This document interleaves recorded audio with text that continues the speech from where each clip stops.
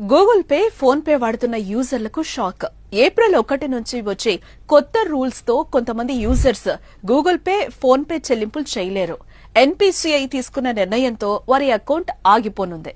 అందులో మీ వీడియో ఉందా? ఎవరి అకౌంట్లో ఆగిపోనున్నాయి? ఎందుకు వారు చెల్లింపులు చేయలేరు? తెలియాలంటే ఈ వీడియోపై ఓ లుక్ వేసేయండి. చిన్న కిరాణా కొట్టు నుంచి సూపర్ మార్కెట్ దాకా ప్రస్తుతం అన్ని డిజిటల్ చెల్లింపులే కదా. కరెన్సీ నోట్ల వాడకం తగ్గిపోయి దేశంలో యూపీఐ పేమెంట్స్ చేయడం భారీగా పెరిగిపోయింది. డిజిటల్ చెల్లింపు కోసం ఎన్నో యాప్స్ అందుబాటులో ఉన్నాయి. బ్యాంక్ అకౌంట్ కి లింక్ చేసిన ఫోన్ నెంబర్ ద్వారా పేమెంట్స్ చేస్తున్నారు. అకౌంట్ కు లింక్ అయినా, ఫోన్ నెంబర్ యాక్టివ్ గా ఉన్నా లేకపోయినా ఇప్పటి వరకు పేమెంట్స్ జరిగేవే. అవకాశం ఉంది, కానీ ఇకపై అలా కుదరదు. యూపీఐ అకౌంట్ కు లింక్ అయిన ఫోన్ నెంబర్ యాక్టివ్ గా లేనట్లయితే ఇకపై గూగుల్ పే, ఫోన్ పే లాంటి యూపీఐ ద్వారా డబ్బులు పంపించలేరు.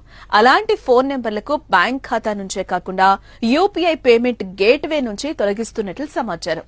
ఏప్రిల్ 1వ తేదీ నుంచి ఈ కొత్త రూల్ అమలు కానుంది.